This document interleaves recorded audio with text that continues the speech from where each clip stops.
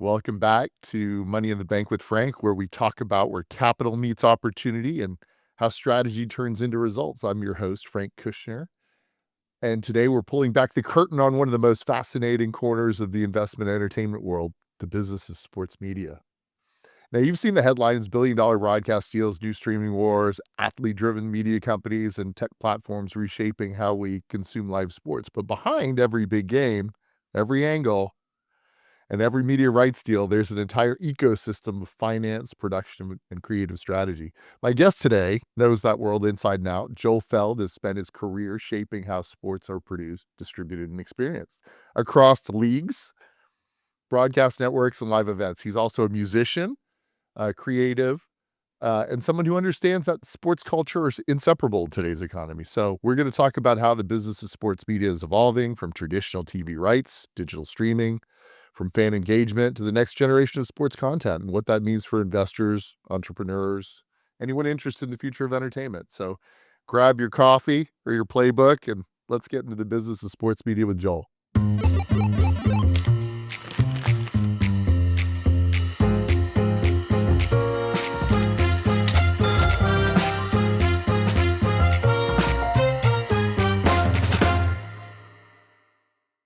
Joel, so great to see you again. Welcome to another episode of Money in the Bank with Frank. Thanks for having me. Yeah, my pleasure. So I loved it when we met the first time. We had dinner in New York City, sitting next to each other, don't know a thing about each other. All I noticed was you had a couple of wristbands on. I was like, okay, all right. I heard you did some sports media, and then I heard you were in a band, and I was like, you were zipping around New York City like you knew it, even though you're not living in Manhattan. So I was like, okay, there's a reason. And then when you told me you were in a band, I saw you were playing at the Cutting Room. I was like, he knows these streets like the back of his hand. Well, I lived in Manhattan for a long time, so I'm pretty familiar. So I haven't been there in a while. I haven't lived there in a while, but I lived there for quite a while. So That's great. Well, give me a little bit of your background. Tell me a little bit of your history. professional history, personal history, Yeah, both. well, it all kind of runs together anyway. On my segment, honestly, we talk about what people are doing, how they're productive, how they're um, if they're self-employed, how they got there, if they're in the industry for a really long time. We try to get nuggets of what's going on in the world. So please feel free to talk about kind of how you got here. Yeah, so I always wanted to be in the entertainment business or be a professional musician, one or the other. So when I was in school, I sort of had that dual track of being involved in as much as I could in the arts and television or film, while at the same time playing in a band in college and played every weekend at a local bar like, a lot of college guys do, while also taking film and music and television courses while I was at school. So, after 4 years of going to school, I went to the University of Albany, not exactly the Berkeley School of Music. But when I got out of school, I was pretty tired from playing every weekend in bars and realized that I kind of had to make a living. So I wasn't really sure whether that was going to be my career path or not. And through a variety of sort of fortuitous meetings, a conversation that I'd had with my dad, who was helping me use his typewriter to write up my resume, I got an interview at ABC Sports, really out of the blue. And I went in for an interview, and somehow I got the job. And so at 22, I found myself working for what was at the time the premier network television sports network. And off I went. And I spent almost 20 years at ABC, globe trotting around the world doing live sports, live and tape sports television shows. Everything from the World Series to Monday Night Football to Monday Night Baseball to bowling to ski jumping to boxing. I mean, college football was a little bit of everything, and it was a very, very exciting nearly 20 years. Is it a big industry as far as like, does everyone know each other? Kinda, you guys you're all the same guys going to the same places. You it's funny that you mentioned that because when I first joined ABC, there were only three broadcast sports divisions, ABC, CBS, and NBC. So it was a very, very small club of people who were in this business. ESPN didn't exist at the time.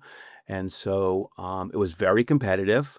In fact, our bosses instructed us not to talk to anybody at the other two networks, except that we played in a summer softball league, the New York Sports and Entertainment League, which had not only folks from ABC, CBS, and NBC television, but also from the local radio stations. And it was a full sort of entertainment business. And when our executives found out that we were socializing with our competitors at CBS and NBC, we all got in a lot of trouble.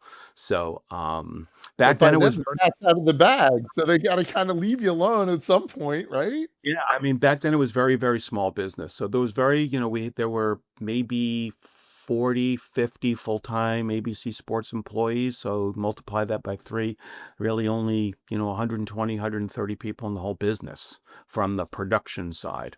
So yeah, it was a very small business at that time. It's much bigger now, obviously, but it was very small back then. That's awesome. That's awesome.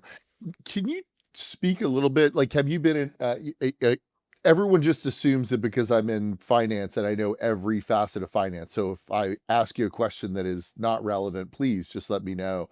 But are you familiar with, the UIL, the most recent kind of UIL, story with um, all of the students that are actually now getting these huge contracts? Are you familiar with how that works? Can Yeah, you a little bit. Yeah. I mean, it's been this s- college athletes looking to get paid for their names, images, and likeness has been going on for 30 or 40 years. I think Ed O'Bannon from UCLA was the first player to take take this issue to the courts. It wound its way through the courts for decades, and only recently has there been a adjudication that college athletes should be paid for their services. I mean, schools were using their name, image, and likeness, and the long-standing explanation was that the athletes are getting scholarships, therefore that's how they're getting paid. And that really wasn't what a lot of college players who were seeing their name, image, and likeness being used but not being compensated for it was not fair. And so they challenged the system and now they're getting paid. what's interesting is that I wonder how long it's gonna take for, and I'm sure maybe the evolution is starting, but, thinking back to, my education on agents and management, by watching Ari Gold work on HBO, right? Um, I Pretty accurate, by the way. Oh, really? That's fantastic. So I was just, I was basically at a football game, a college football game. One of my friends, my business partners, actually, his son is one of these UIL players. He is a deep snapper. You'll never know him. You'll never know his name because he told me, he was like, if you hear that guy's name, he's fired. Like they have one job, they get paid well for it. Don't miss, you shoot that Right. deal.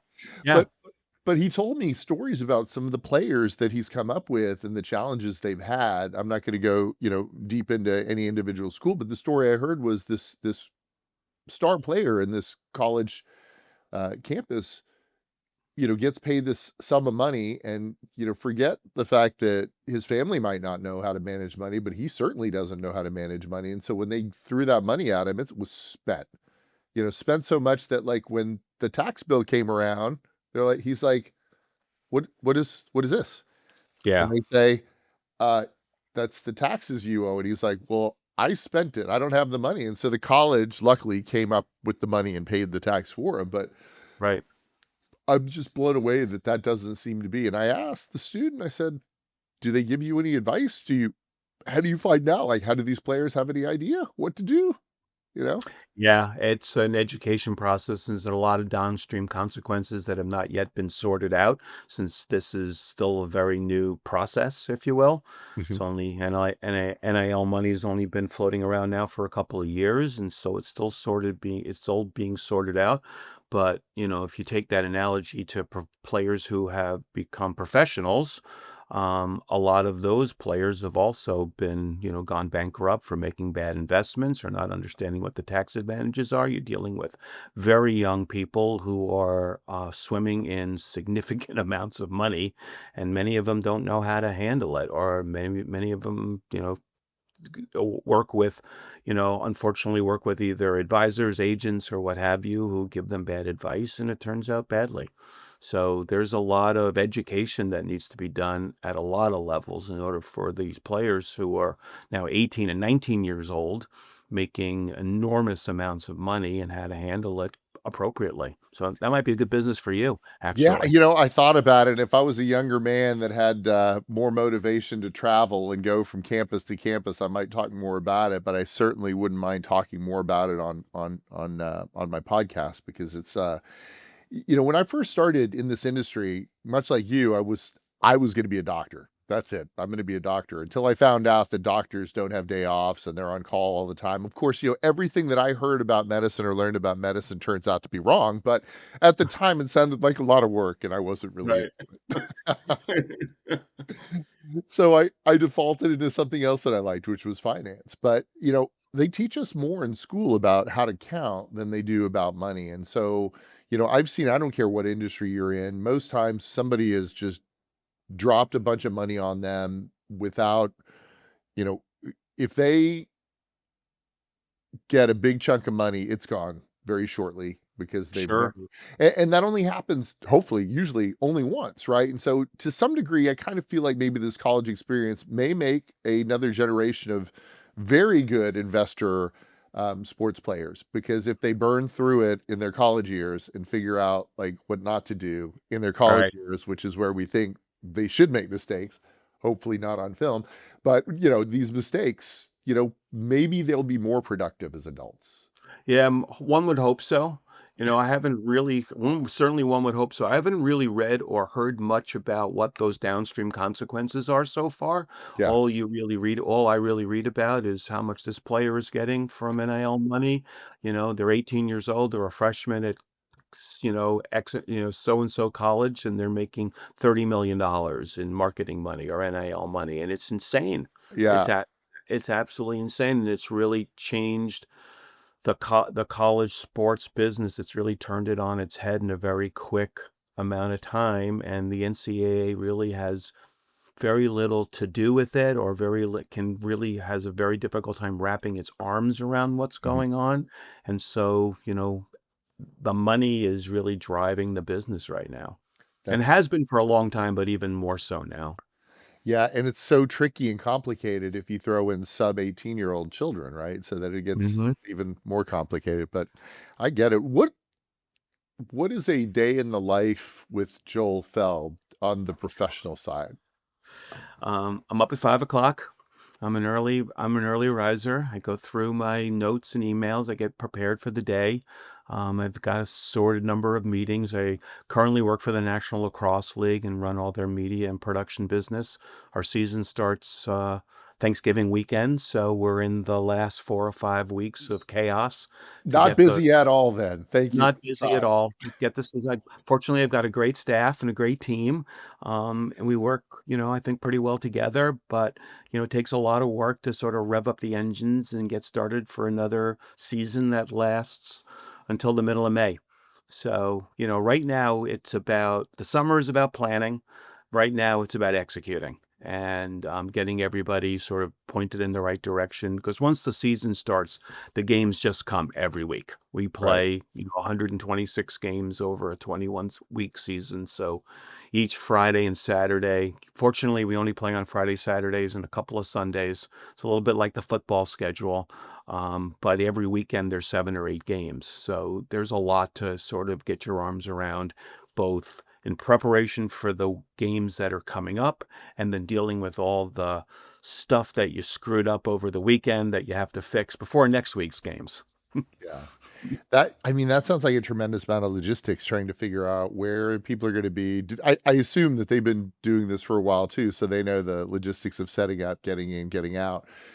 But as far as the crews go, like, are they always live streaming, or will you record stuff and then figure out that you're not going to play No, it?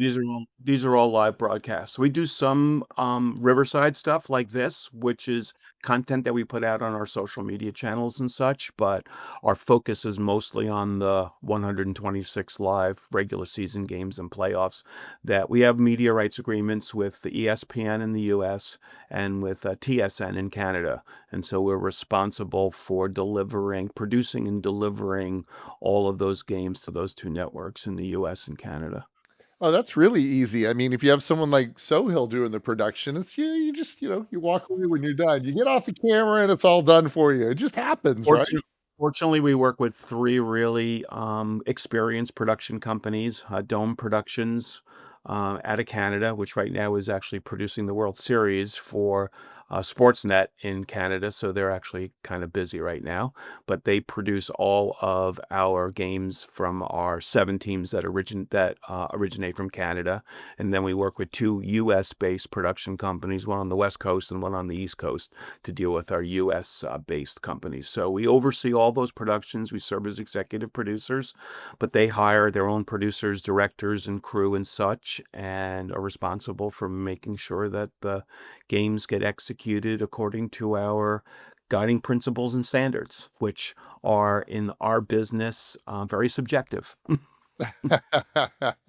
Well, it's better to have a little bit of wiggle room so that you can make sure that, you get the best content out there.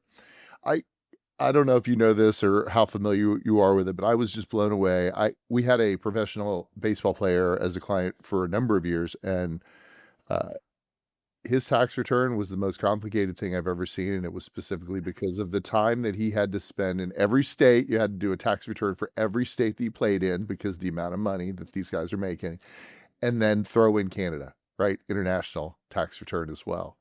Do you guys on the production side have to worry about that as well, or is that kind Yes. of like, Yeah, no, we do, but fortunately, the way that we construct our agreements is that our production companies really take care of that. That's their responsibility.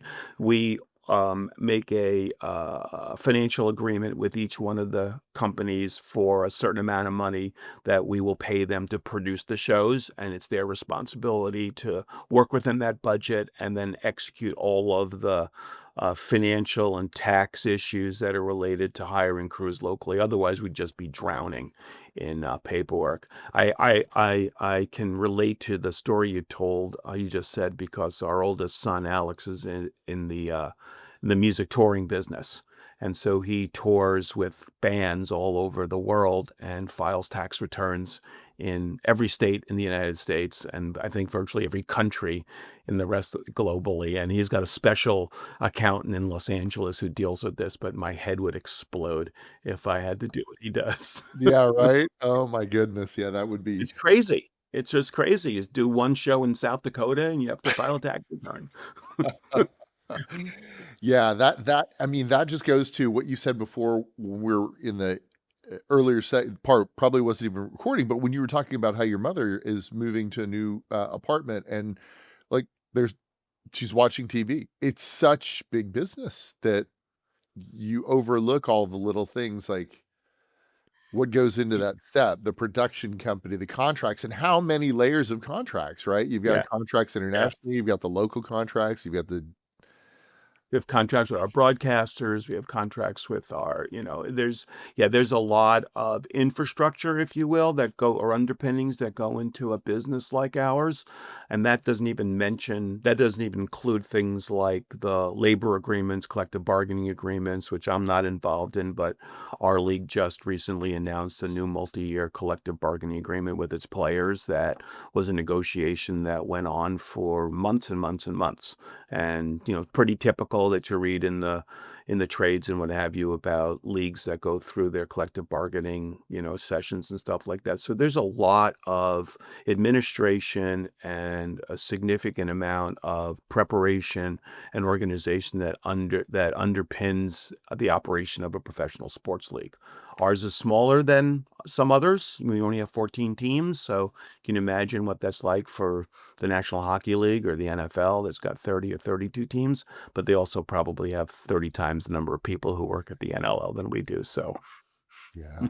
My business partner, when he first moved to North Carolina from the Northeast, one of his sons was playing lacrosse up in the Northeast, and when they moved to North Carolina, there was no lacrosse, but he wanted to make sure the lacrosse survived, so he was able to work a deal with the National Lacrosse League or whatever, and they actually donated equipment, and now Wow, that's that great. area has a lot of lacrosse going. So I remember a time when lacrosse for me was just like like, yeah, I got up to New York and I'm working in a financial institution. I heard that like, these different firms, Bear Stearns, like the lacrosse leagues, this is how they recruited some of their best talent. And Yeah. so for me it was like lacrosse, what is that? And now you hear it even down here in Texas, SMU, like right I saw a game being played over there, club teams all over the place. So it's growing. Are you seeing um private equity or wealthy financiers moving into the space? It seems like Not private yet. equity is getting into every sport Not to some yet. I degree. think our business is still a little bit too small for the private equity folks. I think our owners or commissioner might be, or commissioners um, would love to have that kind of interest, if you will.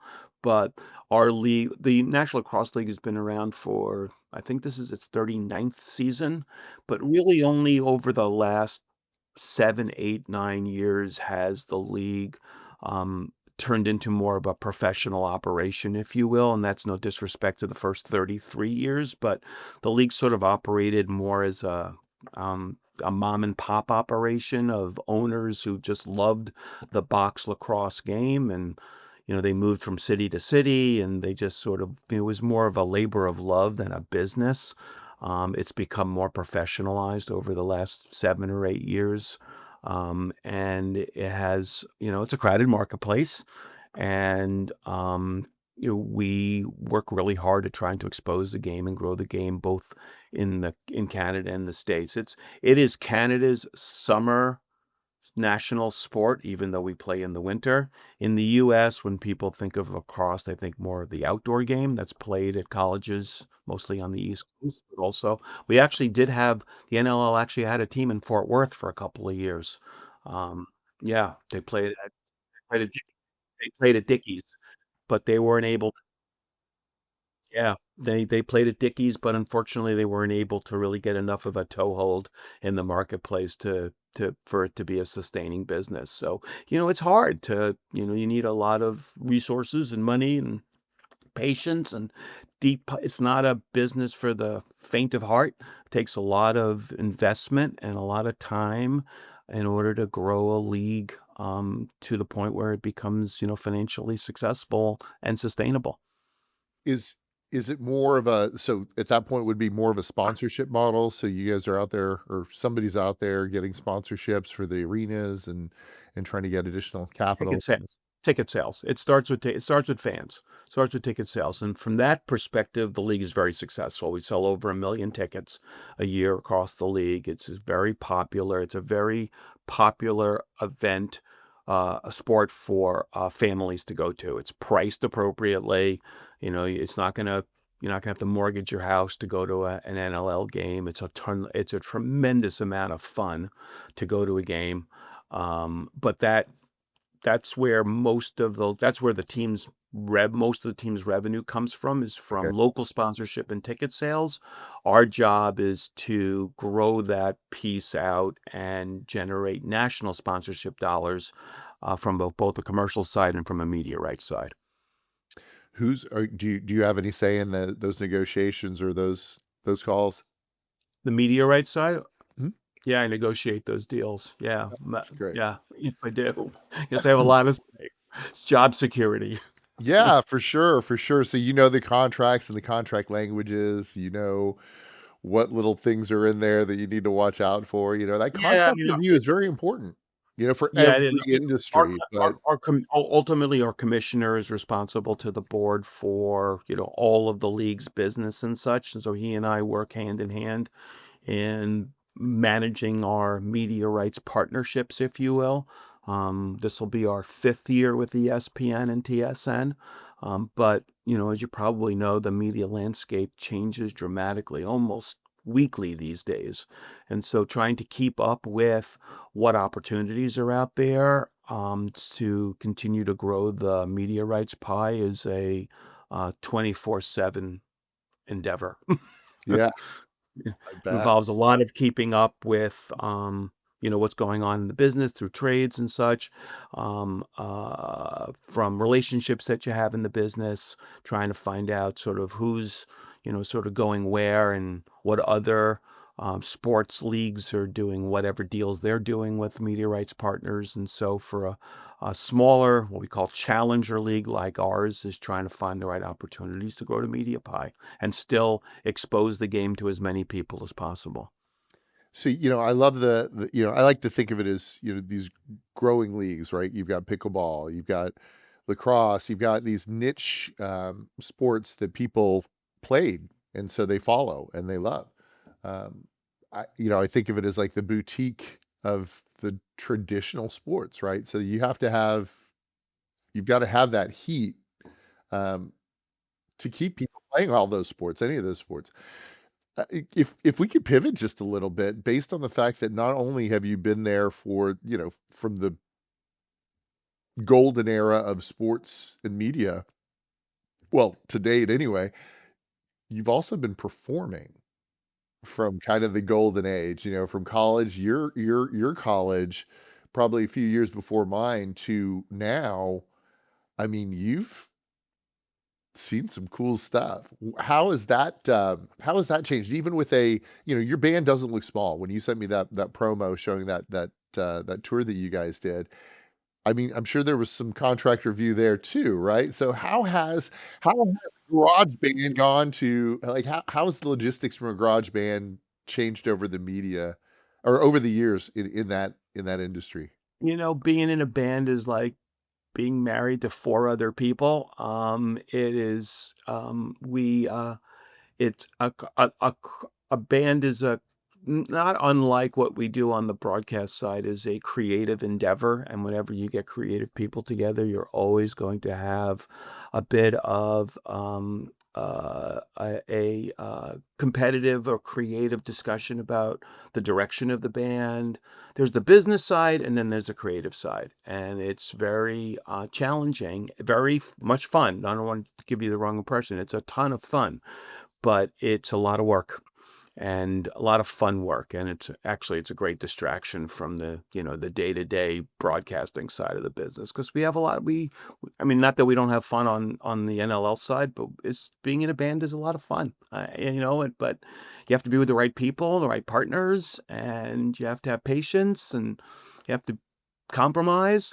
um, Yeah, it's a little bit different. My job as the executive producer of the broadcast and media business, although I like to think I run a collaborative business. At the end of the day, whatever I finally decide is the way we're going to go. right. You can't do that in a band. So you have to be a little bit more collaborative and willing to listen to other people's terrible ideas, and not, or what you think is a terrible idea, and be open to being more flexible than maybe perhaps in the other side of my life. So So a little bit of patience, little help you flex a patience. little bit for a little bit of patience to see the other I side. I would say that we play we're a cover band. We don't write original material. We play cover band. We're in a cover band. We all come from different musical tastes. In fact, I'm the only American in the band. We have three Brazilians and one Italian, and we range in age from me all the way down to our female lead singer who just turned 30. So you can only imagine the wide range of musical tastes, if you will. And Yeah. so song selection becomes what we probably battle the most over. I love country music. We don't play any country music. He loves, she loves, something else. And like, are we going to play that? Oh, I don't really want to do that. But we figure it out and we have a lot of fun.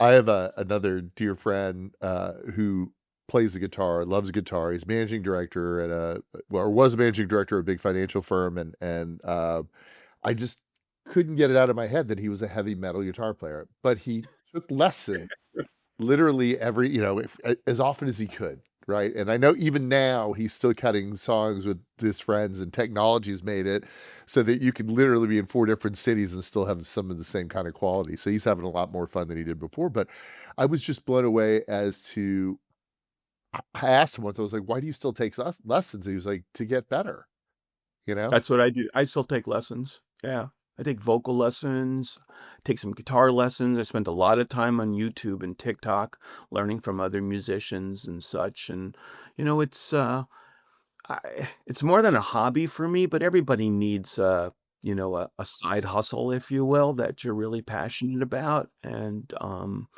just like I said, being a professional musician was something that I really wanted to do or thought I wanted to do, but I didn't really wanna starve and, like, sleep on the floor anymore, and every time I'm actually Liz and I are watching the Billy Joel, documentary right now, which I'm not a big Billy Joel fan, but it's really terrific, and the way he describes the first, like, 15 years or 10 years of his career after he decided not to go to college and make music, I would have killed myself. I mean, sleeping on floors and, you just did that in college. It was time to grow up a little bit. So I don't regret it. I've had a great career. I love what I do. Um, but the music part's really important. Well, I still think that, when it comes to and we're lucky, we're kind of blessed in an age where, um, some people have the ability to actually do something that they truly enjoy doing for purpose, right? Like, we do our real job to pay the bills and to have some semblance of being able to have a life. But then again, hopefully you've saved up enough to be able to pursue what truly makes you happy, right? Like everything from the single celled organism that has purpose of trying to stay alive to us, where we have our basic needs met, what drives you, what gives you purpose. And it's great to find someone who's found that. For me, I've got, I think I've found my purpose as well, but it's important, I think, to get to a point where you find that there is some kind of balance because, maybe you don't work forever. You got to find something else that you're hopefully going to be able to do. Yeah, yeah. You're so right about those. And I took a long break from playing music in a band when, we were raising kids and you don't really have the time. And I don't like doing things that I don't think I can do well. So, like, I still played my guitar, but I really didn't, I had sort of put that off on the side for a long time. So, as you got a little bit older and you have a little bit more free time and you're not quite as, your kids are not quite as underfoot as they used to be. They all have their own lives now. You now have an opportunity and to be able to revisit one of your passions. And so, yeah, so I started actually, it was Liz who really helped me get back into it. We were living in Larchmont, New York at the time, and there was this place called School of Rock, which is like, there's schools of rocks like all over the country. And I would drive around the neighborhood like almost like twice a week and go past the School of Rock. And I go, one day I'm just going to go in there and find out, go find a guitar teacher and just get like back into it. But I was too scared and too intimidated and feeling really stupid. And somehow Liz, I guess, found out that I was, harassing the School of Rock building, and she got me a gift certificate for the holidays, and, Those wives, they know more. They they know a lot more than exactly.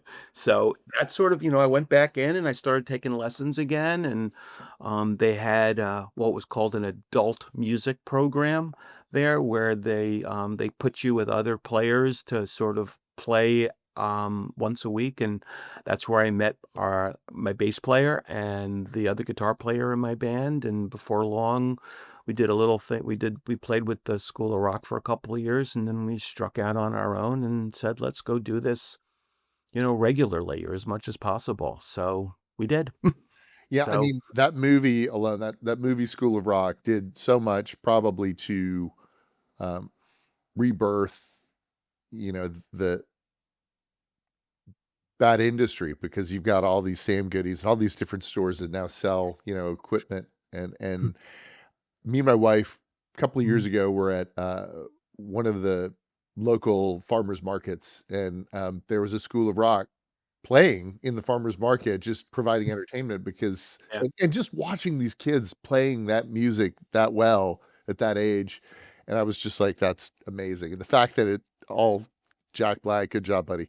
Yeah, it was just it's amazing that that movie seems to have really sparked somebody being creative enough to start that program, but it drove people like you who had that history. Like I played the trumpet for many, many years. It's I That like was my first you, in that was the first instrument that I played in 4th grade, and, I boy, did love I it. suck. I loved it. Oh, it Played was it all the way oh, I was through high terrible. school, played,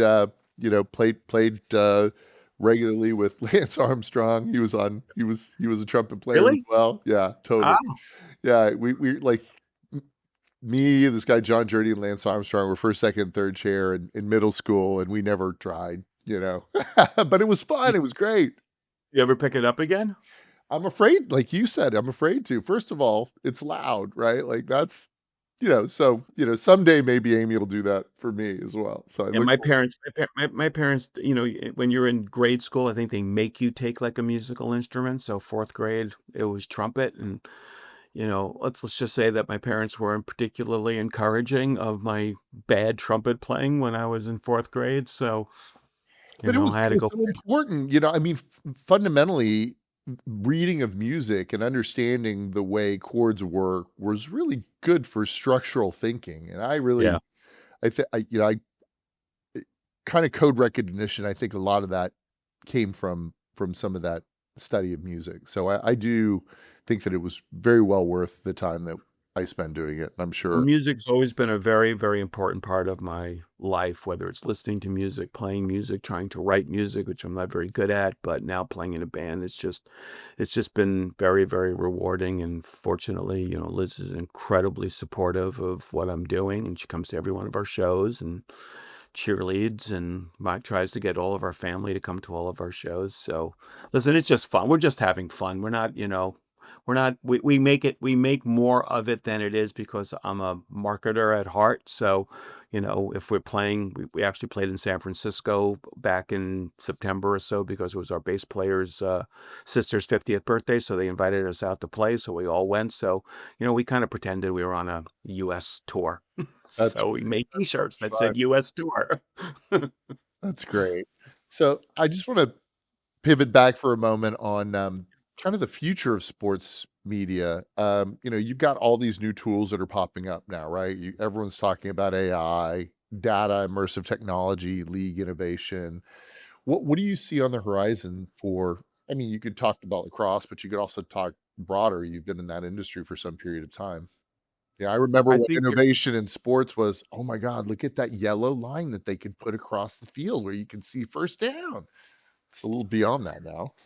Yeah, we're way beyond that. I think, where AI can take sports production is probably unknown at this time. I think people are just trying to experiment with tools and such that give them the ability to be able to do things that were either technically impossible or technically too expensive to do. You mentioned the yellow line. When the yellow line was first introduced, I think by ESPN, it cost $25,000 a show in order just to integrate that yellow line into the broadcast. Now it can be done in a completely different way at virtually at 1/25th of the price. So what you'll see mostly is technology helps improve the quality of the broadcasts, gives the producers and directors more tools to work with, generally at lower price points. And, when you work in our business, the price point is always going to be a factor because the business is so complicated financially in order for companies to be able to pay the exorbitant rights fees that they have to pay in order to own the programming. So you're talking about billions and billions of dollars that are being spent just for the rights. When you then add the cost of production into that, Mhm. it becomes a very, very expensive proposition for businesses to be able to sustain. So, AI technology is an incredibly important part of the enjoyment of watching sports broadcasts. If you watch an NFL game, you'll see circles and lines and arrows and all kinds of other tools being used that are being integrated into the broadcast. Those are all being created through cloud-based technology that continues to help advance the experience for fans to be able to enjoy the games. Huh. I have some creative thoughts that I want to talk offline about now, thinking about that. Okay. Yeah. So, kind of trying to think of like, kind of an outro segment because I think we've covered pretty much everything that I think would make a good starting video. But like, I think that as a smaller league with a real audience, I'm just thinking of opportunities for sports technology companies to be able to, try out new technology on a much smaller scale, like test case pilot type stuff. And I'm just thinking about some of the different investments and different companies that I've invested in and how, you know, that might build additional revenue streams for the leagues. Anyway, those are just things that Well, I'll give you one example and sort of where the businesses sort of come just purely from the distribution and transmission side. When I first started with ABC back in the 1970s, um, in order to get a signal from a stadium to ABC's broadcast center, you needed to have a satellite dish. And so a satellite company would pull up with literally a satellite dish, and they would connect it to the mobile unit that was producing the game. And over time, those satellite dishes became irrelevant as technology created things like fiber cables that were able to connect through a different form of technology. Now we use all cloud-based servers, and we put servers in every building, and we distribute all of our signals via public internet. And, when I first started in television, when I, about, oh, I should say about 10 years ago or so, when internet delivery was first becoming a thing, most broadcast networks would never, ever use that kind of technology because they didn't feel like it was stable or reliable enough. Now everybody uses it, except for maybe like the World Series or the Super Bowl.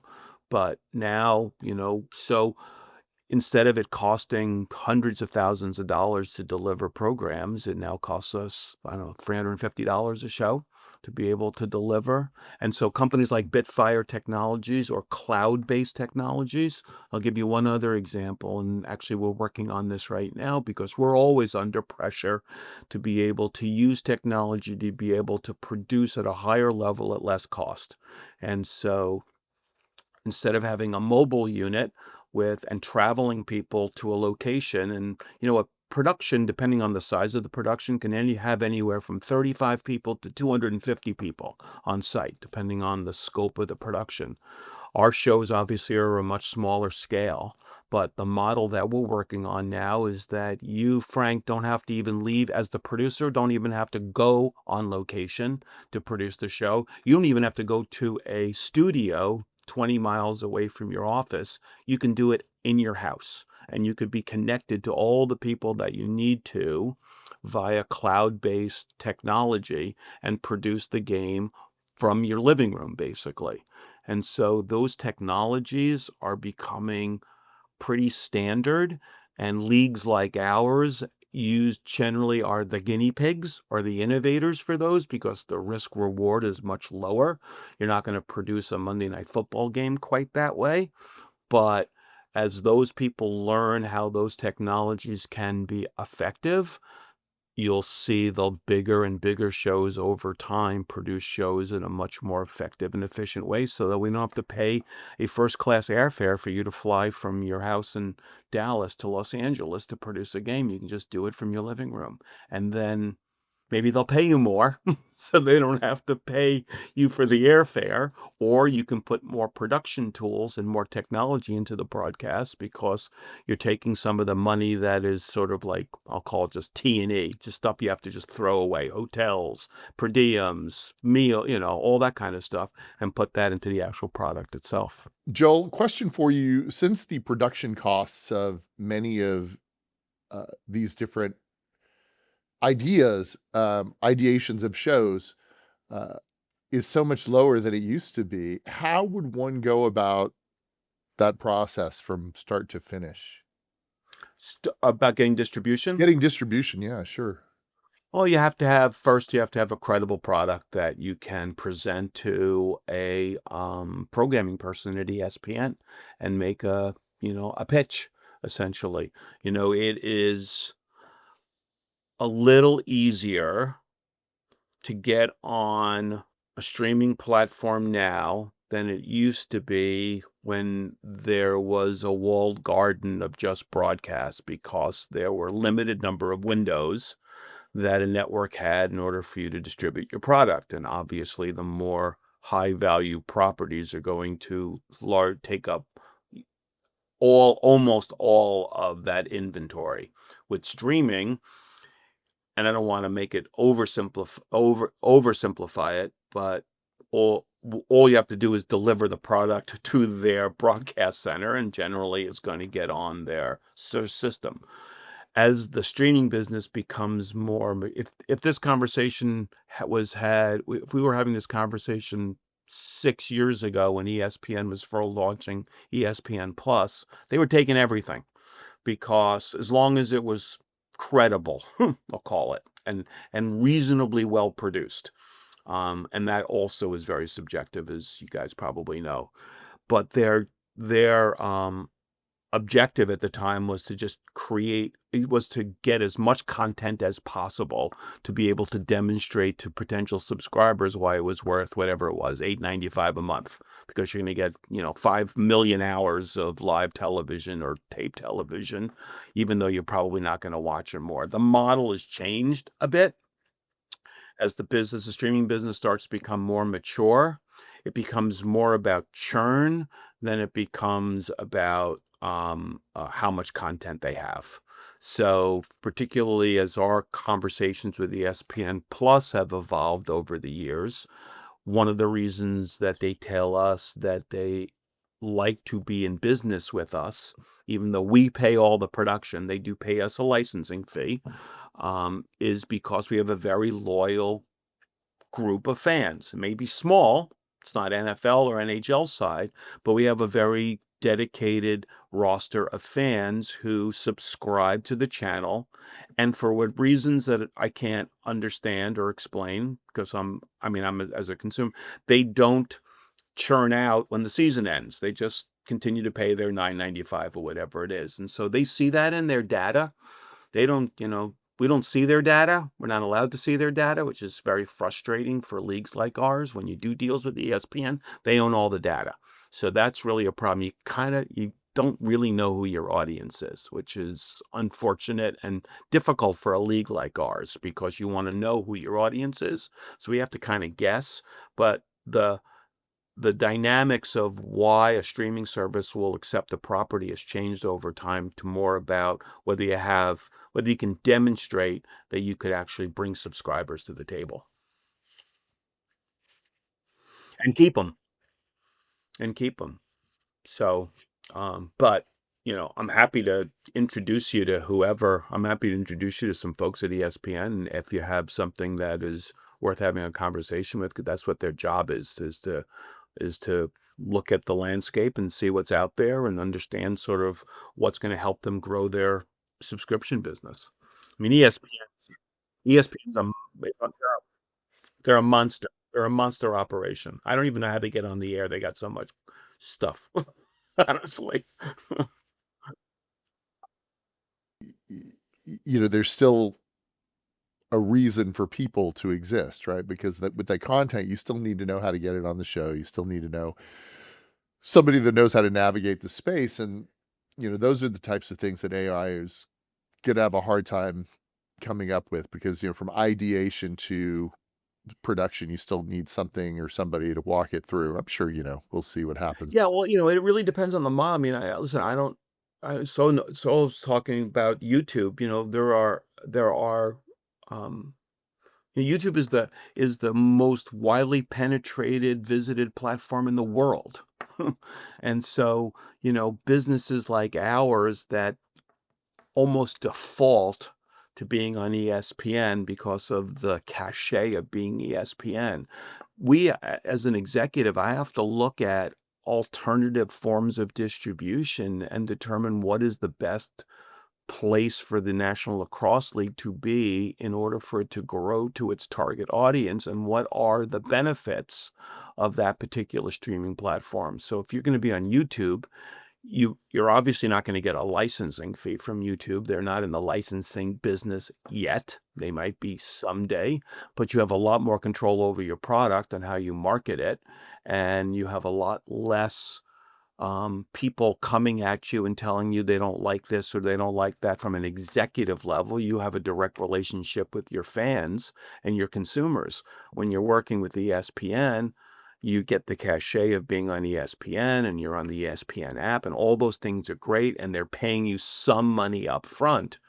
But younger audiences are moving to YouTube. I mean, look at all the people in the news business who have left the CNNs and the CBSs and the NBCs. I was just listening to a podcast with John Orand and Don Lemon from CBS, who started, I mean, from CNN. Don got fired or left CNN, started his own podcast on YouTube, and it's been according to him, a huge hit. And so, YouTube might be the place to be. Thinking about that kind of model, though, it really isn't. You see a lot of industries move in that direction. I saw it happen in my industry. That was the reason I was able to go independent. The technology existed then that I didn't have to rely on a company that had already spent the capital expenditures to build the studio, to do this, to do that, right? Like for me, it was like I have a computer, I have access to the internet, I have a telephone, and I have a web page. So, my clients who trust me are going to stay with me. I don't need, you know, walk-in traffic of 400 people per day in order to land one client to transfer their money in. I can take the clients that I have that I love right now and just focus on them and make more money than I did working for the man. Exactly. And now you're Exactly. seeing that. You're seeing the Tucker Carlsons, the Don Lemons, anybody doing their own shows on YouTube, and they control all of the money that they're getting. Yeah, I mean, there's a guy on YouTube that I follow, um, a finance show, and I pay $10 a month. I actually have not seen him. I haven't watched a single one of his shows in like 3 months, and I still don't want to turn it off because I know I might want to watch him again. When the market gets a little shaky, I'll probably watch him again. And I want him to get that money because I want him to keep producing at a high quality. So, Right. Exactly. Exactly. And there's a that's a really great point, Frank, because in some ways being, you want to support those who are entrepreneurs, who are doing their own thing, and you want to give them an opportunity to be successful in that space because you like what they're doing. They're not going to hit it out of the park every day, but you do want to support and encourage what they're doing.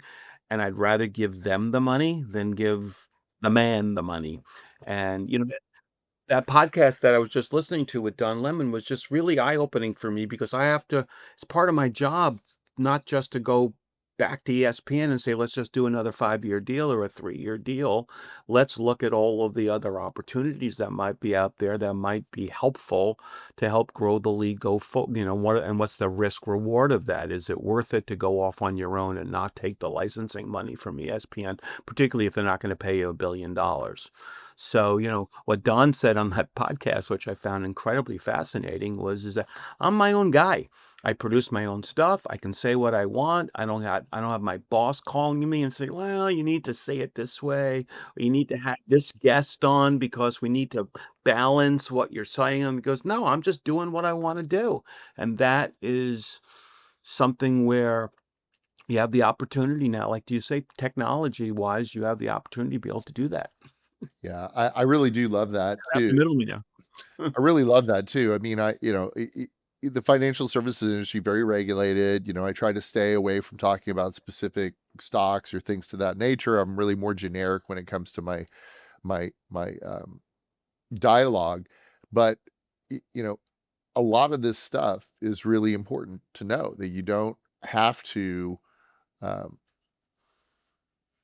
you can find ways to work around it and still give out the information that you think is really relevant when you're self-producing, and Yeah. people want to watch it, they watch it. If they don't, they don't. And if you're hustle, you're good, you're hustle and you are producing a significant amount of fresh content that your fans will come back to, and you can start to attract some advertisers to help support you, which will come with the support that you get from engagements and from, people watching your site, then you have a model that you might be better off than trying to knock down the doors of the Paramounts of the world and the Netflixes of the world and the ESPNs of the world and, basically beg them to take your property. Yeah. And then it gets buried in all the other content that's within that site. Yeah. Yeah, that's awesome. Well, Joel, really, thank you so much for joining us for an episode of Money in the Bank with Frank. I look forward to having you back, and I definitely want to get you onto the studio, show you. I often brag that the studio is probably better than what Joe Rogan has. Not that I know what Joe Rogan has anymore, but it's a sick studio. So I look forward to Love bringing you this. out I'd there and having a pro come and look at it. I would love to see it, and if you're ever in Connecticut, whenever you come, I'll show you the music studio here. So we'll share, so we can exchange studios. Done. Sold to you. We're in. Sold. Thanks. Well, thanks for having me. I really enjoyed it. My pleasure. My pleasure.